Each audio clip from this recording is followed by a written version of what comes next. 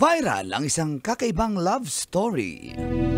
Ito ay ang kwento nina Anita Wang Lee na may height na 5'4" at ni Timothy Muto na may height na 4 feet. Opo, kinapos ng height si Timothy. At akala nung iba, AI-generated lamang ang kanilang wedding photos. Subalit, pinatunayan ng dalawa, hindi po AI ang kanilang mga larawan na sila ay kinasal.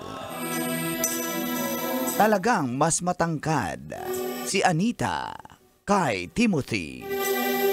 Paano nga ba sila nagmahalan? Hindi naman nila type ang isa't isa nung una. Subalit, naging magkaibigan ang dalawa. Si Anita ay isang businesswoman at content creator, habang si Timothy naman ay isang engineer at co-founder ng isang Canadian charity na layuning magbigay ng access sa clean drinking water. Dito na sila nagkakausap, nagsimulang mag-text at mag-chat, hanggang sa di na malaya ni Anita, nahuhulog na rin pala siya kay Timothy. Ganon din si Timothy. Dahil may mga pagkakataong nagkakasama sila sa mga biyahe. At kinasal na nga sila. And they live happily ever after. Ika nga, height doesn't matter. Magpapantay din. Sino? Ako? Kailangan pa bang i-memorize yan? Ay, sana all. Basic. Morning call. Morning, Teens. Kabisyo, feel good morning! You're my Suda Pop. You're my Suda Pop. Thursday, August 14, 2025. Sa oras na 7:29, kasama niyo na certified pray boy, ang Koldagol. Bata pa pukul. Itaas ang kamot sa mga pray boy. Magdasal na, magpasalamat ngayong araw na ito. At kasama rin natin ang dahilan kung bakit ka nanonood ng radyo. Your Tita Max, Tanya Chinita. Tita Max, Tanya Chinita. siya ang sexy hot, yummy natin. Well, Tanya. sugo ng kulog, Mang Kanor. Diba? May Good kulog-kulog. morning, ladies and gentlemen. Ang galing mo, brother. Anong height ni ate girl? 5'4". Parang kahit Kuya mo Boy, lang. si Kuya Boy. No, kahit mo. Si Kuya Boy. 4 feet lang. Mas matangkad pa si Parang Uncle nakarelate Kajot. ako sa relasyon na yan. Ayan na, guys. Dati. Napag-usapan na natin Nung to, marupok guys. pa ako. Okay. Bakit kayo makarelate? Mas matangkad ba yung Mas babae? matangkad ako.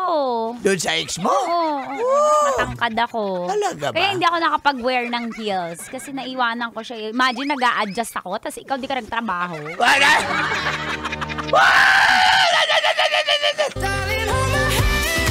Nothing beats petiks. Ay, nako. Excuse me. Grabe. So, talagang hindi ka nag-heels? Kasi pangit. Pag tingnan nag-heels ko. ka ba, Nakatingala na yan siya. Alam mo, natataas ng heels ko eh. Oo nga, no.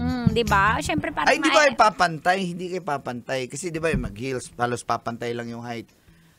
Kasi mas ka mag-heels para pumantay kami? Hindi, ikaw daw. Kung mag-heels ka, hindi kayo papantay. Mas lalo kang tatangkad. Kabobo naman ito ni Mang Kanor. Kanina pa pinag-usapan na mas matangkad nga yung babae. Kaya nga ako na-relate eh. Kayo guys, sinabi na nga ni tita na mas matangkad siya eh. Di ka nakikinig ng kwento. Katabi mo na nga si Manggas. Umalis tuloy. Ito kasi guys, yung ex mo kasi yung dahilan na napagalitan na naman tayo guys. Yan. Pero sa tingin mo ba, yung Go. ganyang sa kanilang relationship naman, naging magkaibigan sila. So, magadahan-dahan yung nangyari. Hindi yung biglang, uy, love at first sight. Hindi naman daw ganun. So, maraming nagtaka. Anong nangyari? AI ba yan? Hindi po AI yung nangyari. Talagang nagmahalan Kasi na sila. 14 inch ang inches ang lamang ni girl eh. Oo. Ay, tama ba? Sorry, hindi ako magaling sa conversion. Oh, sige nga, ikaw. Ito tayo Ikaw. makabawi, guys. Oh, ilang ano? inch? Inch. 4 inch versus... Ito, 3 inch lang eh. Mali pala. Sorry. Baba siya. Ang bobo naman. Oo, bobo. Guys, kausap na niya yung sarili niya, guys. 4 feet pala, tsaka 5 feet. Ano yan? Anong katangan niya, Tanya Chinita? Oo, Buti na lang 5'4". may cleavage. Lumuwa yung utak, guys. Lumuwa. Ng babae. Hindi nung cleavage. Cleavage. Sandali. Engineer to, engineer eh. So, Engineer. Si siguro- ate girl. Isa siyang businesswoman na content creator. Alam nyo, it doesn't matter. Kapag mahal ng taong isa't isa at nakikita nila may compatibility sila. At despite ng mga may mga bagay na hindi na Physically, nag-agree kayo yung inyong emotion, yung inyong mental, yung inyong physical. Shit, ang sarap, mga ganon. Go na yan! Guys. Okay. So, Diba? Kayo magde-decision. Di naman yung mga quotation na age does matter, age doesn't matter. Di yun ang magde-decision. Ang magde-decision kayong dalawa. totoo yan. So, kahit titignan mo siya, parang mismatch to ah. May mga ganong tao judgmental eh. O, sabihin nila. Pangit yun nagsasabi niyan, yung mga mismatch.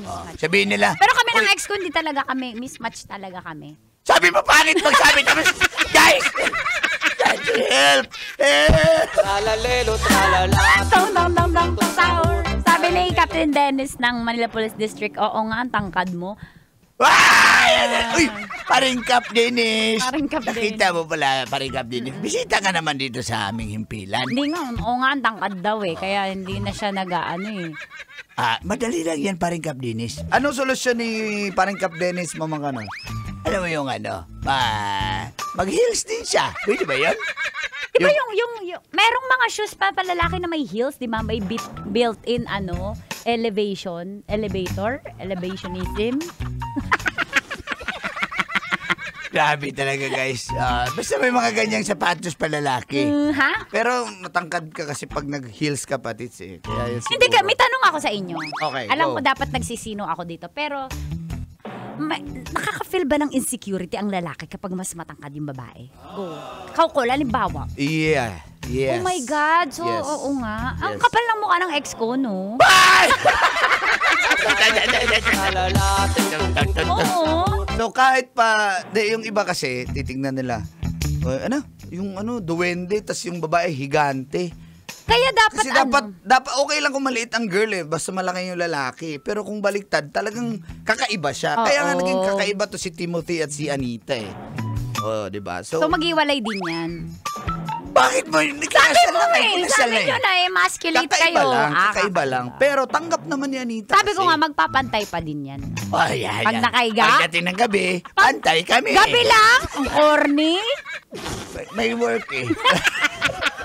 May trabaho. Pagtrabahuin mo nung pag walang trabaho. Tamad-tamad mo. Ganyan mga babae, guys. Ay, Kawawa naman ang liit eh. Nang duwende. Nung higante. Naguluhan ako. Sa higante. Sa duwende. Oh. May siya, duwende hat. Siyempre. Siyempre. Ay, ikaw nga, sabi mo malaki. Yung duwende. May duwende ha. Yung kapre. Ba't nakapre-higante ka? Guys, salito na ba kayo, guys? May tabako. Yung kapre? Yung duwende. Winston yan. Ni Winston. More. Hope. Mark? Hope. Hope, hoy, upaw, panudlay in town. Napagaling talaga na. nako. Yung kapre? Hindi, yung duwindi. Sabi nila, pag sinipa mo yung nono sa punso, magagalit yun. Yung duwende. Yung kapre. Baka best friend sila. Ng duwindi. Guys, salito na rin ba kayo, guys? Nakaupo sa punso. Punso, yung duwindi. Yung kapre. Ang itim. Nandun, kapre. Ng duwende. Kaya pala. Oo, tapos walang baro. Yung kapre. Yung duwende. At least may abs. May abs yung kapre. Yung duwende. Nakakita ba kayo duwindi may abs eh? Hello po. Paniniwala na sana ako, guys. Parang hindi yan duwindi. Parang namimigay ng sobre yan. Hello po. At teka po. Sabi ni Derek Phil yan. Si Derek Phil nakikinig. nakikinig. Direct ng DZRH Drama. Yes, good morning, Direk. Eh, sabi ng Morning, Windy yan. Di mo kasi nagot. Sabi ng Windy. Baby, tak yung kapre.